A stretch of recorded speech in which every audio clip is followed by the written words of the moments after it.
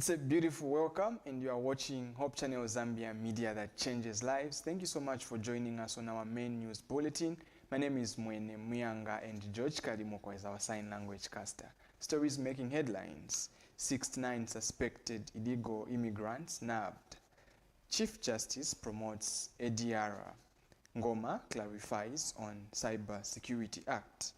Office of the Vice President urges investors to find alternative land before displacing people. Much more stories are coming up shortly.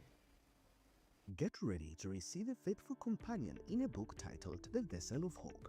This biblical book is an associate for inmates that will offer them a message of healing, purpose, and restoration. It sparks a light that shines even in the darkest places. The Vessel of Hope can be purchased and distributed by NGOs, churches, individuals, and organizations interested in social rehabilitation and prisoners' well-being. Order your copy today at 100 kwacha for a single copy and 700 kwacha for a set of 10 copies. Get in touch with our distributor Denny Chileka on 0977 473815 or 0966 473815. Remember, your purchase of the Vessel of Hope can be an inmate's turning point.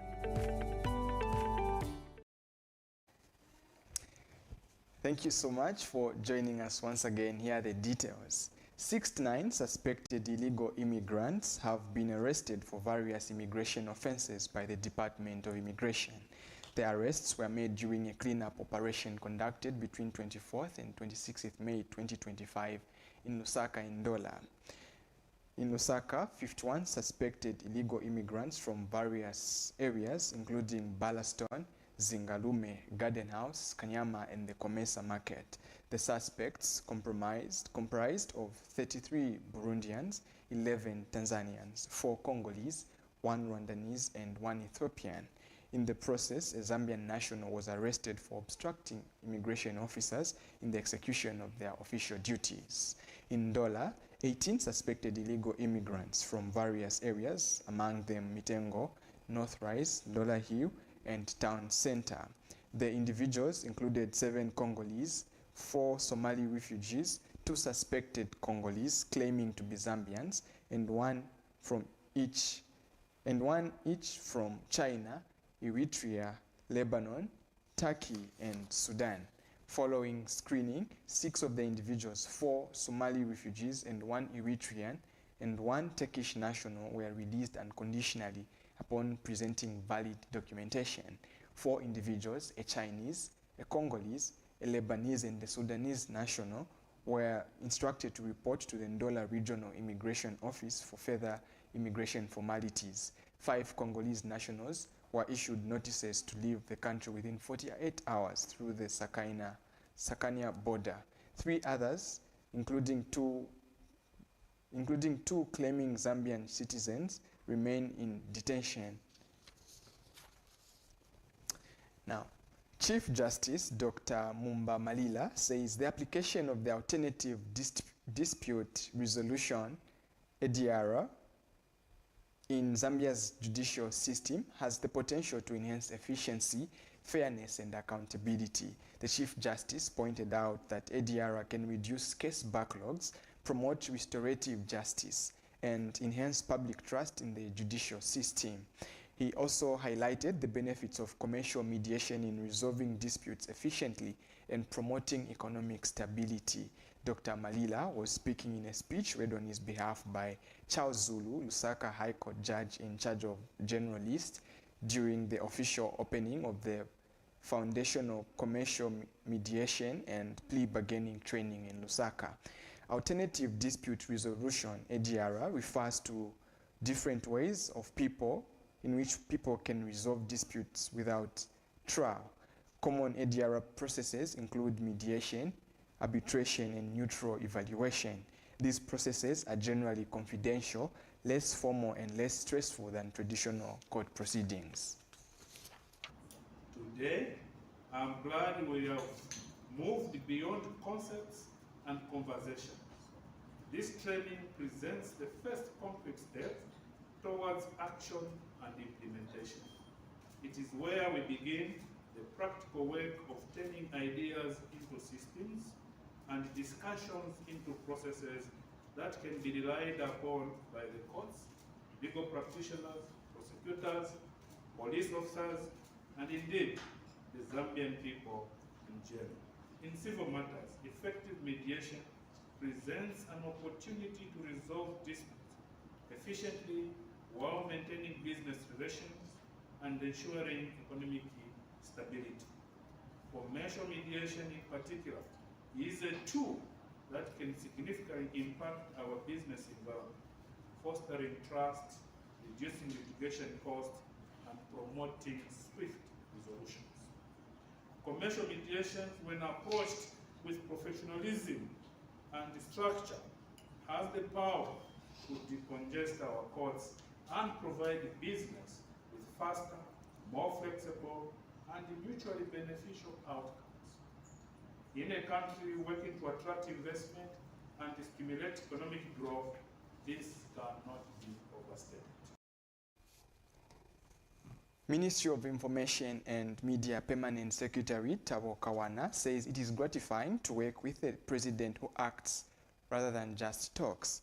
Mr. Kawana says President Hakainde Hichilema has implemented various initiatives such as free education, feeding programs for school children, and social cash transfers for the elderly and vulnerable citizens. He added that during the drought, the government introduced emergency cash transfers to support affected families. PS Kawana emphasized the president's proactive approach to addressing economic challenges. He cited the anticipated bumper harvest this year, which has led to a reduction in mealie meal pricings by various millers. He noted that the cost of living is coming down due to the president's methodical approach to problem solving. Additionally, Mr. Kawana mentioned efforts to improve infrastructure in areas like Masaiti, where the government has allocated funds for road construction and maintenance through their Constituency Development Fund, CDF. It is gratifying to note that we are working for a president that doesn't talk, he acts. This is a president that thought that it is impossible to bring free education. Today our children are going to school via free education. And when the children started going to school, they said, you HH, our children can't go to school on empty stomachs. Today, the children are being fed in the schools. Then they turned. They says, yes, the children can go to school and they can be fed at school. But we as parents, we are old. We can't afford to look after these children. And the president did not respond. All he did is act. And the old people are on social cash transfer. Drought hit the country and they said, we are going to die, we'll be starving. We'll starve to death, there's no food here, we now have a drought. We brought the emergency cash transfer, which has just ended this month. They said, we as young people, we have got the energy. There are no jobs, there's nothing we can do. We said, okay, work within your communities. Clear the garbage, clear the drainages. Do something for your own good and environment. Cash for work. They said that the economy is biting. Mealie meal is too expensive. You saw the mess that you found. You have messed up this country. He didn't answer. He acted. He made sure that we produced, and this year we are going to have the biggest bumper harvest in the history of this country. And in anticipation of that bumper harvest, you have seen that mealie meal. All millers have begun to bring down mealie meal. Some by 50 kwacha, some by 100 kwacha, some by 130 kwacha. And this is only at the beginning. Presidential political advisor Levi Ngoma has clarified that the Cyber Security Act and Cyber Crimes Act is not about silencing citizens, but protecting them. Mr. Ngoma says it does not empower mass surveillance, but it enforces legal accountability. He says the act does not hinder freedom, it defends it in a space that until now has remained dangerously unregulated. Stating a fact does not amount to doing things wrong. That law, simple terms, just about making sure that people abide by the norms that society has set. Even you as journalists, it is very injurious for somebody to pick up a story that is unverified, that doesn't even exist, they call it all sorts of names.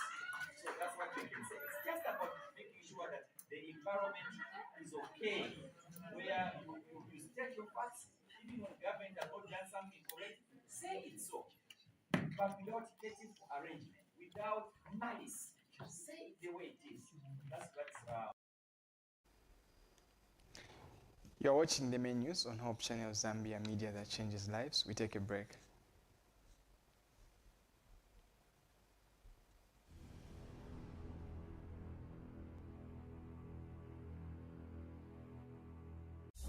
Start the month of May with an explosion of entertainment on Top Star for an affordable price of 210 kwacha on Antenna Classic OD Smart. Get ready for yet another Clasico in the Spanish La Liga. Will Barcelona cement the lead when they host Real Madrid on Sunday, 11th May at 16:15 hours on Sports Premium. Cheer for the best Spanish team. Also catch Bayern as they take on Gladbach on Saturday, 10th May at 18:30 hours live on World Football. Still want more? Follow Stories of Love as it turned into Seconds of Bitter Revenge in Hands on the Dream Season 2, showing daily at 19:50 hours on Novella E+.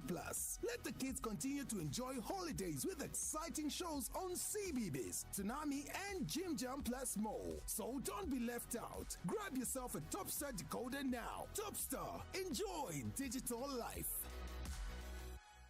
Get ready to receive a faithful companion in a book titled The Vessel of Hope. This biblical book is an associate for inmates that will offer them a message of healing, purpose, and restoration. It sparks a light that shines even in the darkest places. The Vessel of Hope can be purchased and distributed by NGOs, churches, individuals, and organizations interested in social rehabilitation and prisoners' well-being. Order your copy today at 100 kwacha for a single copy and 700 kwacha for a set of 10 copies. Get in touch with our distributor, Deni Chileka, on 0977 473815 or 0966 473815. Remember, your purchase of the Vessel of Hope can be an inmate's turning point.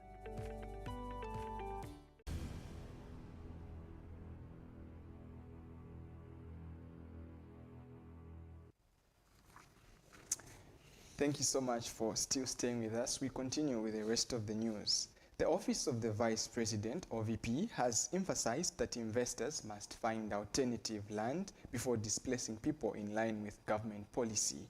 OVP's Southern Provincial Office Resettlement Development Officer, Mubanga Mulenga, says individuals facing displacement must involve the OVP to ensure their interests are protected. Mr. Mulenga said this in Sinazongwe District, Southern Province, during a multi-stakeholder dialogue organized by the Center for Environmental Justice, CEJ, under the Resilience Initiatives for Sustainable Environment, RISE, project supported by the Bread for the World.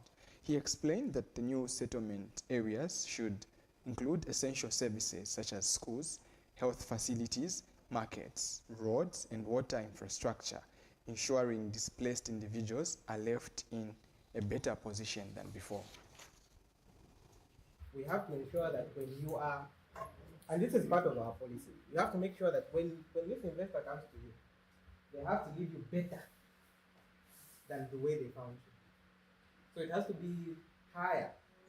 Like we said, the compensation is based on the market or replacement cost, whichever is higher with the additional cost. And the investor shall be required to identify alternative land for resettlement. So when this investor comes to you and it's trying to displace you or move you out from that place, it is their mandate to look for alternative land. On behalf of the Center for Environment Justice, it is my great privilege to welcome you to this multi-stakeholder dialogue under the Resilience Initiatives for Sustainable Environment, the RISE project. Your presence here today reflects a shared commitment to addressing the challenges facing our communities and building a future that is equitable, resilient, and sustainable. Some of you may recall that the RISE project was launched in 2019, which was under the phase 2, and it is coming to an end this December 2025. But we also have some good news that our partner has agreed that we extend into the third phase that will run from January 2026 up to December 2028. Your voices matter, and your stories will shape our path forward. To our partners, I say, your support is our strength, and together we will achieve greatness. Let us work hand in hand, guided by our shared values and love for this land. This dialogue is more than a meeting. It is a call for action. And one of the key strengths of this dialogue is its focus on collaboration. The Center for Environment Justice, CEJ, has launched an agroecology training program for farmers in 5 districts aiming to boost climate resilience. The project has been funded by the United Nations Democracy Fund, UNDF, focuses on nationally determined contributions and national adaptation plan. CEG project manager, engineer Gabriel Mukuka, emphasized the importance of agroecology in improving resilience against climate change. The training equips farmers with climate-smart techniques, promoting sustainable practices that maintain crop yields despite harsh conditions. CEJ agricultural specialist Memory Mfungo encouraged farmers to adopt diverse farming methods, cautioning against monoculture and highlighting the benefits of planting different crop varieties. Meanwhile, one of the facilitators, Peter Tindwa, suggested preserving indigenous seeds alongside commercial ones to strengthen sustainability. This project aims to empower communities to take action against climate challenges and influence policy decisions, with 25 farmers per district receiving training.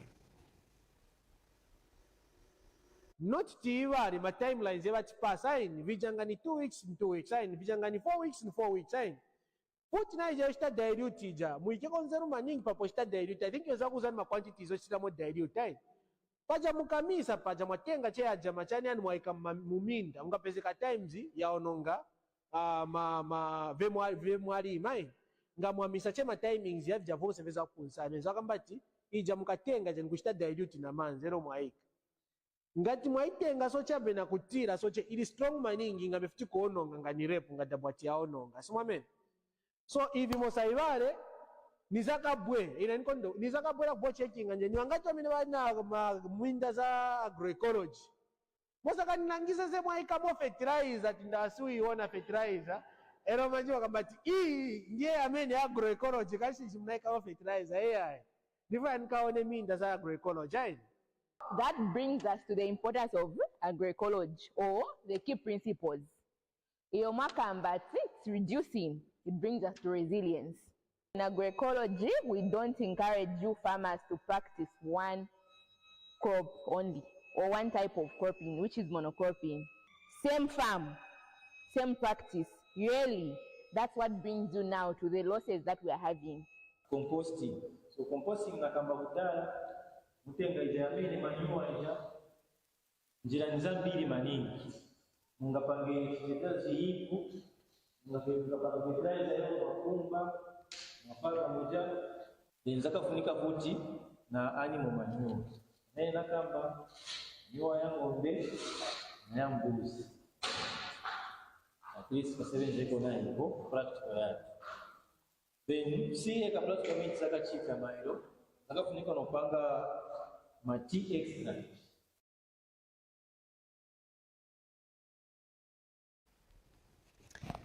The Ministry of Agriculture has delivered 4 high-tech drones to 4 provinces for surveillance and control of pests valued at 44,000 United States dollars. The recipient provinces include Southern, Eastern, Western, and Central. This came to light when Ministry of Agriculture Chief Agricultural Officer Morton Mwanza officially handed over a high-tech drone for locust surveillance and control to the Southern Province, valued at 11,000 United States dollars. And Southern Province Agricultural Coordinator Alfred Sianjase thanked the Ministry of Agriculture for dispatching the high-tech drone to enable officers to easily conduct surveillance and control of the pests. Mr. Sianjase observed that the drone will further assist officers to conduct aerial spraying in hotspot areas. The Ministry of Agriculture has delivered a high-tech drone for local surveillance and control to the southern province valued at $11,000 United States dollars. Ministry of Agriculture Chief Agriculture Officer Morton Mwanzam says the drone will enhance surveillance and control of locusts in the Testezi district due to the vastness of plains in which locusts have been spotted. We are handing over the drone to enhance surveillance, especially that you have vast plains here where ground surveillance has been a challenge and ground spraying has been a challenge. We hope this will enhance surveillance and control of the locusts. And Southern Province Agriculture Coordinator Alfred Sanderson thanked the Ministry of Agriculture for dispatching the high-tech drone to enable officers to easily conduct surveillance and control of the pests. Mr. Sanderson observed that the drone will further assist officers to conduct aerial spraying in hotspot areas. As you have seen, the plane is very vast, so using the drone will make it easier for our officers to do the surveillance and also the hotspots to do an aerial spray. Meanwhile, Chief Agricultural Officer Crops Joyce Nyangwe says Eastern, Central and Western provinces will each receive one drone from the 5 drones donated to the Ministry of Agriculture by the People's Republic of China.